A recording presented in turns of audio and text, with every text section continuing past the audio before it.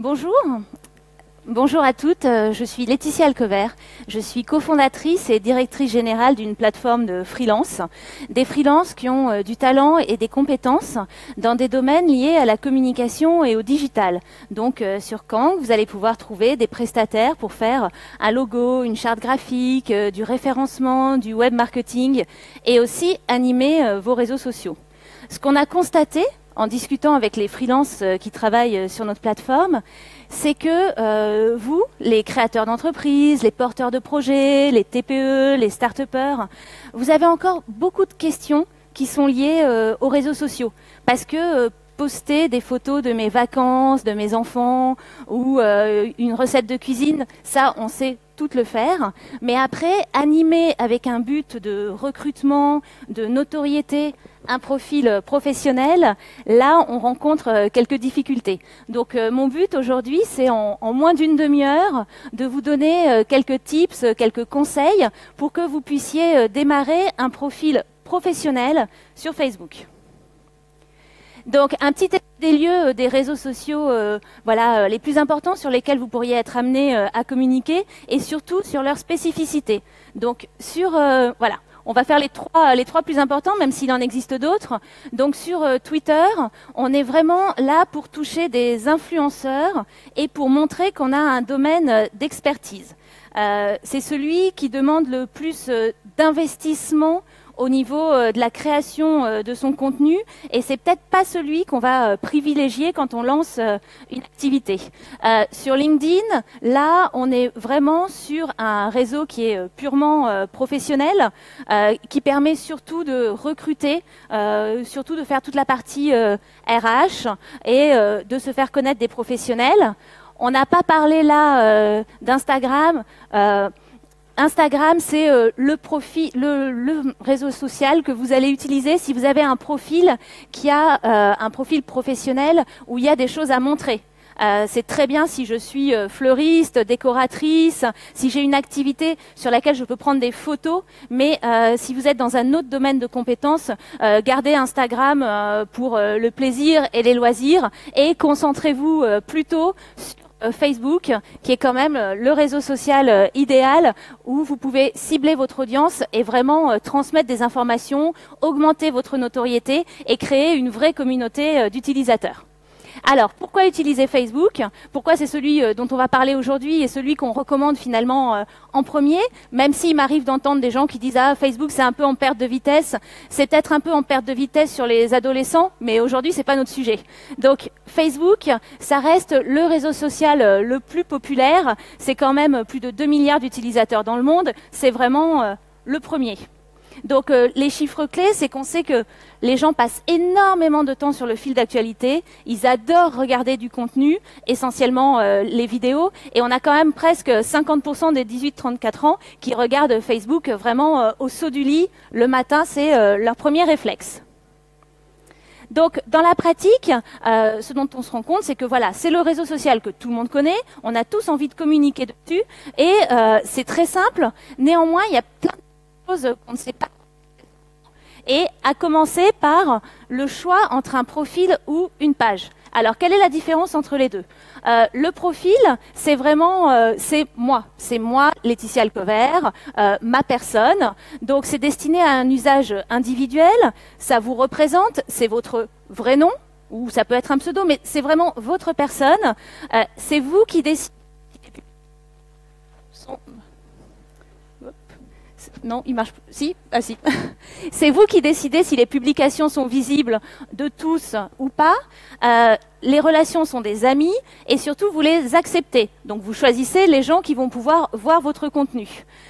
Par contre, sur une page, là c'est complètement différent. La page, c'est votre entreprise, donc c'est vraiment un profil qui est professionnel, ça va représenter l'entreprise, c'est complètement public. Vous ne choisissez pas qui va regarder vos publications, c'est ouvert à tous, y compris à vos concurrents. C'est une page qui n'a pas d'amis, les gens vont vous liker en fait, et c'est ça qui constitue votre communauté. Donc par exemple, nous, la page Kang, on a plus de 66 000 fans, c'est pas des amis, c'est des fans. Donc 66 000 personnes qui ont déjà cliqué sur like sur une de nos publications et qui donc voient s'afficher notre contenu dans leur fil d'actualité au fur et à mesure. Et là, tout le monde donc peut nous suivre et on sait très bien chez Kang voilà qu'on a des concurrents qui viennent un petit peu épier aussi ce qu'on fait, mais c'est voilà, c'est normal, c'est comme ça que ça se passe sur une page. Et surtout, ce qui est important, c'est qu'il n'y a aucune limite sur une page. Sur un profil personnel, vous êtes limité à 5000 personnes qui vont vous suivre. Alors 5000 aujourd'hui, ça vous paraît peut-être énorme, mais moi ce que je vous souhaite, c'est à toutes d'avoir évidemment beaucoup plus que 5000 likes. Et donc la page, c'est vraiment privilégié pour séparer votre profil personnel, votre personne et votre activité professionnelle. L'important, c'est de démarrer par une veille. Vous devez aussi regarder ce que font les concurrents. Ben, voilà, profitez-en, eux vont pouvoir voir ce que vous faites, mais vous aussi, vous pouvez voir ce qu'ils font. Donc, n'hésitez pas à aller toutes les entreprises que vous aimez, qu'elles soient concurrentes ou pas, sur tous les sujets qui vous intéressent, faites une petite veille, likez un maximum de choses, observez. Il faut prendre un petit peu de temps pour regarder ce qui se passe chez les autres.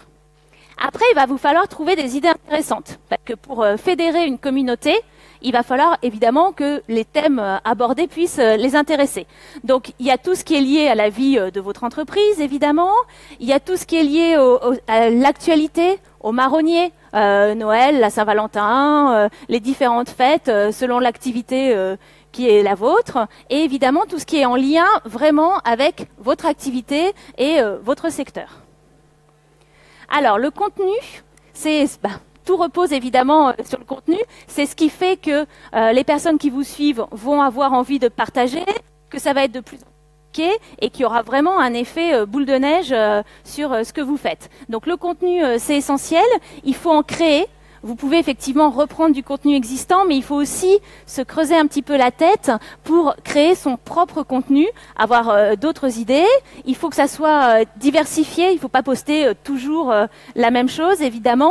Et puis, il faut trouver les choses qui vont se faire partager un maximum. Donc, les vidéos vont attirer un maximum de monde.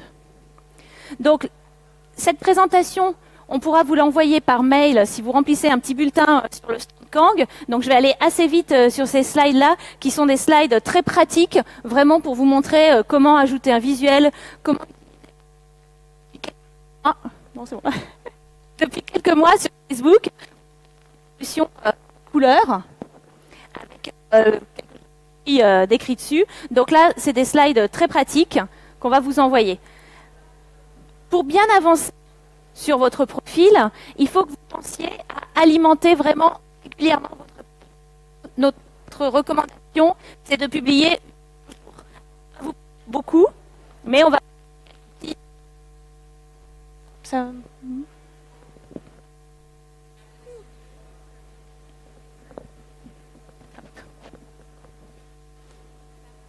Merci, je vais peut-être enlever l'autre pour pas faire un... Là. Excusez-nous. Donc, j'en étais où? Alors, oui, j'en étais au fait qu'il fallait communiquer régulièrement et que, idéalement, il faut communiquer une fois par jour. Donc, pour l'instant, vous allez vous dire, oh là là, une fois par jour, elle est vraiment ambitieuse. Ça prend du temps, ça va être compliqué. Vous allez voir, après, on va vous donner quelques petits tips pour vous aider à pouvoir communiquer une fois par jour. Donc, il faut trouver des idées ludiques, originales, une fois par jour, et il faut que vous trouviez le moment, l'heure qui fonctionne le mieux pour votre communauté. Est-ce que c'est le matin? Est-ce que c'est entre midi et 2? Est-ce que c'est en fin de journée? Et ça, vous le saurez assez vite quand vous aurez posté quelques jours d'affilée. Vous essayez plusieurs créneaux horaires, hein, c'est basique, et puis vous regardez à quel moment vous avez eu le plus de likes, et puis ça vous donnera une idée. Alors, ce qui plaît beaucoup, c'est les visuels. On se rend compte que voilà, hein, les gens, ils aiment qu'il y ait des photos ou des vidéos. Alors c'est bien de temps en temps de mettre juste du texte, mais vraiment, on sait que c'est le visuel qui est le plus partagé. Les photos, c'est quand même 60%, les vidéos 20%, et vous voyez, le texte ou le lien, on n'est plus qu'à 10%. Donc vraiment, privilégier les photos, c'est essentiel. Nous, on vous a mis des petits exemples de choses qui ont été très partagées de chez Kang. Et c'est comme ça qu'on peut vraiment développer l'interaction avec nos fans. Déjà, ça rend la relation humaine. Il faut que vous alliez au contact des gens qui vous suivent. Il faut que vous preniez le temps, surtout, de répondre à tous les commentaires. Il faut, voilà, chaque personne qui vous a écrit quelque chose, il faut le remercier ou lui répondre ou ou le contredire même gentiment si vous n'êtes pas complètement d'accord avec ce qui a été dit. Il ne faut pas hésiter à les solliciter, à leur poser des questions, à faire des petits sondages. Peut-être qu'un jour, vous pourrez faire des petits jeux avec des dotations, mais même sans jeu et sans dotation, déjà faire des sondages. Qu'est-ce que vous aimez le plus? Si vous deviez choisir entre ça et ça, pourquoi? Donc, les solliciter, leur répondre et surtout, si vous devez modérer le contenu, soyez quand même, ouverte aussi à la critique. Alors, on est tenté, et c'est normal, quand on a un commentaire négatif sur sa page Facebook, de tout simplement le supprimer.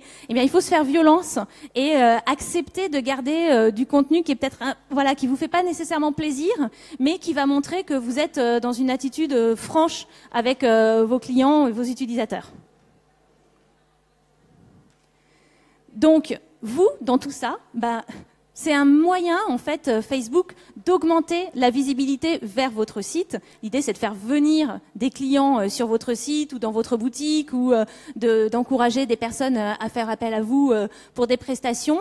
Donc, il faut vraiment utiliser Facebook comme un outil de notoriété et se dire que c'est un travail de longue haleine. Ça va être long, il va falloir y passer un petit peu de temps, liker, publier, partager, répondre. Mais après, ça fait vraiment un effet boule de neige, c'est l'intérêt des réseaux sociaux et ça va faire venir au fur et à mesure du monde sur votre site. Donc nous, ce qu'on vous recommande pour pouvoir publier une fois par jour, c'est de mettre en place un planning des publications. Alors ça paraît un peu simple, mais ça fonctionne très bien et ça vous facilitera grandement la vie. Il faut vraiment que vous vous disiez, le lundi, c'est le jour où, par exemple, donc là on vous a mis un petit exemple, c'est le jour où je vais proposer un conseil. Le mardi, je vais partager une vidéo. Le mercredi, ça peut être le jour de la citation. Les gens adorent les citations, donc il ne faut pas hésiter à leur servir de la citation toutes les semaines. Ça fonctionne toujours très bien et des citations, on en trouve dans tous les domaines. Ensuite, vous pouvez mettre en avant votre métier. Vous pouvez aussi faire vraiment la promotion de votre activité, d'une offre spéciale que vous faites. Vous pouvez aussi vous dire, le samedi, c'est le jour où je pose une question et le dimanche, je vais partager quelque chose qui n'a rien à voir avec tout ça. Mais en faisant un planning et en vous disant, voilà, chaque jour, ce que je dois poster, vous allez gagner énormément de temps. Et puis, ça sera un espèce de petit rendez-vous, finalement, pour votre communauté, que de se dire, aujourd'hui, j'ai vu la petite citation de Kang et c'était très sympa. Donc, on me fait signe pour me dire que je suis arrivée à la fin. Alors, je vais aller très, très vite. Après, on va pouvoir... après, il y aura des questions-réponses, Mais voilà, donc juste quelques petites informations encore. Méfiez-vous, derrière chaque image, il y a quelqu'un qui en est propriétaire. Donc il faut faire quand même aussi attention à ce qu'on partage. Et donc n'hésitez pas à aller en fait sur des sites où on peut avoir des photos libres de droit. On vous a mis quelques adresses de sites. Soyez vigilants là-dessus parce que c'est bête mais ça peut faire mal. Les citations. Ça, j'y reviens parce que c'est quelque chose dont on voit que ça fonctionne très bien, même mieux presque que les chatons. Donc les citations, allez en chercher qui soient en adéquation avec votre métier. Il y a beaucoup de sites pour ça, c'est pas très compliqué. Je vais sur le site, je tape le mot-clé qui est lié à mon métier, mon activité, et là j'ai tout un tas de citations qui apparaissent et vous en choisissez une par semaine. Et ça, en général, c'est beaucoup partagé, donc c'est une bonne idée. Voilà, en conclusion, on va dire que c'est pas compliqué. Ça va vous paraître chronophage au début, mais en utilisant un planning, en vous préparant, vous pouvez faire ça quand même sans y passer trop de temps. Et c'est essentiel parce qu'aujourd'hui, finalement, dès qu'on prend connaissance d'un produit ou d'une nouvelle marque, on est tenté d'aller voir sur les réseaux sociaux ce qui se dit. Et s'il y a pas de page, on se dit c'est une activité qui est toute petite ou qui démarre. Donc il faut vraiment se mettre le pied à l'étrier et démarrer sur les réseaux sociaux quand vous lancez votre activité. Je vais répondre à vos questions. Je suis aussi sur le stand, sur le stand Kang. Comme je vous disais, on peut prendre votre adresse mail pour vous envoyer la présentation, puisque là, je suis quand même allée très vite, pour que vous puissiez la relire à tête reposée et que vous ayez toutes les adresses des sites qu'on vous recommande pour aller trouver des photos, des citations, et puis si vous voulez continuer la discussion.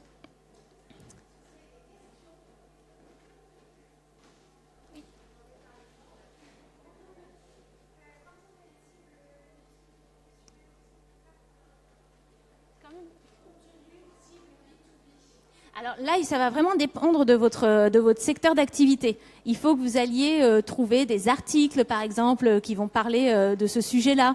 Voilà, ça va nécessiter peut-être une veille plus importante que quand on est vraiment en pur B2C, on va pouvoir parler de son produit à des consommateurs. Là, il faut que vous alliez chercher du contenu un peu plus qualitatif, des articles. Ça va vous amener à parler du secteur d'activité, je sais pas lequel c'est, mais ça va nécessiter effectivement un investissement un peu plus important en termes de recherche. Oui ?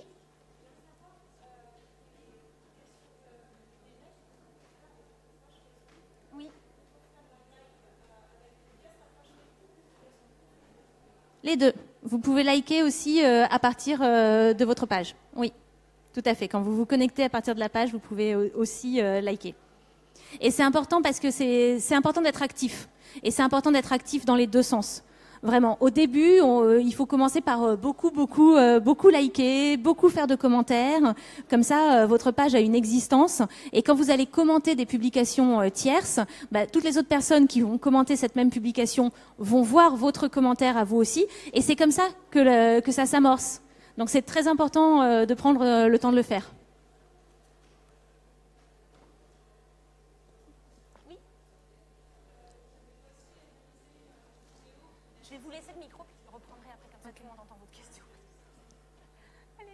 J'avais réalisé et posté une vidéo pour une association. Quand je l'ai mise sur le site sur la page de l'asso, on s'est rendu compte qu'il y avait très peu de trafic, seulement 3 ou 4 personnes au bout de quelques jours. Est-ce que vous savez ce qu'il en est au niveau des algorithmes Facebook et s'il faut payer pour promouvoir ou si quand c'est gratuit ça marche toujours alors, ça a très peu circulé et on se pose des questions, quoi. Vous avez combien de likes sur votre page ?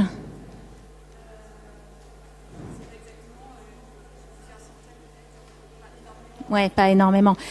Nous, par exemple, chez Kang, on fait le choix de ne pas payer sur Facebook, mais avec les nouveaux algorithmes, c'est des choses qu'on entend régulièrement sur les réseaux sociaux, il y a régulièrement des nouveaux algorithmes.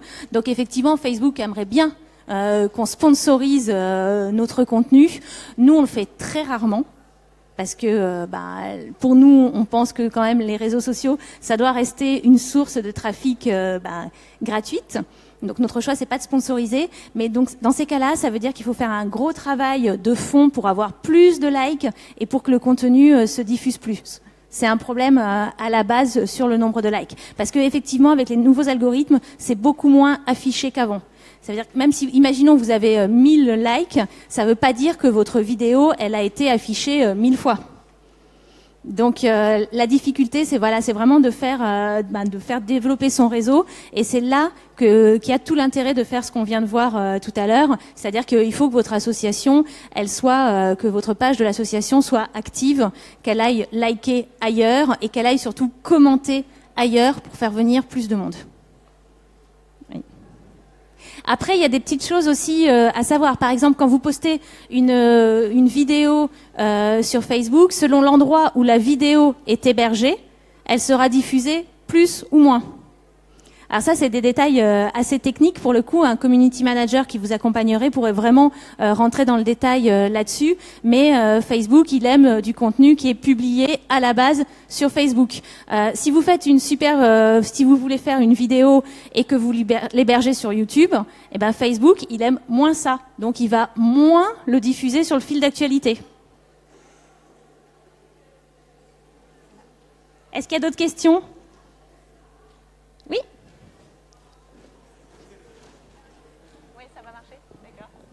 On va essayer. Justement, vous abordez le sujet de YouTube, où il y a aussi beaucoup de fréquentation. Oui. Est-ce que du coup, vous faites une compilation entre LinkedIn, Facebook, YouTube pour être efficace sur l'ensemble des réseaux les plus fréquentés ? C'est compliqué d'être efficace sur l'ensemble des réseaux, hein. Nous, on le voit même avec 66 000 fans sur Facebook, par exemple. Nous, notre chaîne YouTube, elle est très peu suivie, alors qu'on a quand même une belle communauté. je pense qu'il faut vraiment, au début, privilégier les réseaux sociaux qui sont les plus en adéquation avec ce que vous faites. Donc, Facebook en premier, et après en choisir un deuxième. Instagram, si ce que vous faites, c'est très visuel. Twitter, tout à l'heure, par exemple, on parlait vraiment de B2B. Quand on est sur du B2B, par exemple, on peut prendre comme deuxième réseau Twitter. Parce que c'est un réseau qui est intéressant et qui va venir bien compléter Facebook. Mais quand on démarre, c'est quand même... Et même quand on démarre pas, parce que nous, je prends l'exemple de Kang, on a quand même 5 ans. Et pourtant, on n'est pas suivi de la même façon sur tous les réseaux. Alors nous, on peut les adresser tous parce qu'on a une community manager en interne. Mais je pense que quand on n'a pas de community manager en interne, il faut vraiment en choisir 2. Et on ne peut pas être partout. C'est vrai. Ça prend plus qu'une demi-heure par jour. C'est pour ça qu'il faut vraiment, à mon sens, c'est Facebook en premier et le deuxième qui va compléter selon votre activité. Instagram si je suis fleuriste, Twitter si je cible les professionnels, LinkedIn si je suis en profession libérale dans les RH ou ce genre de choses. Il faut vraiment adapter par rapport à son secteur et surtout pas chercher à être présent partout. Est-ce qu'il y a d'autres questions ? Je vous remercie. Moi, j'en ai juste une, pardon. Vous parliez de la programmation des news, qu'il fallait faire un planning. Est-ce qu'on peut les programmer sur différents réseaux pour justement, peut-être que le dimanche, on a autre chose à faire. Exactement. C'est vrai que j'en ai pas parlé, mais bien sûr, quand je vous dis faites un planning, vous gagnerez du temps. Vous gagnerez du temps déjà à moins vous creuser la tête chaque jour pour trouver une nouvelle idée, mais vous gagnerez aussi du temps parce qu'il y a beaucoup d'outils qui existent et c'est des outils gratuits et même sur Facebook, vous pouvez planifier le moment l'heure et la date à laquelle le post va être publié. Donc évidemment, il faut en passer par là, comme ça vous êtes tranquille. Vous pouvez même préparer toutes vos publications sur 15 jours et après vous n'avez plus à y penser, ça roule tout seul.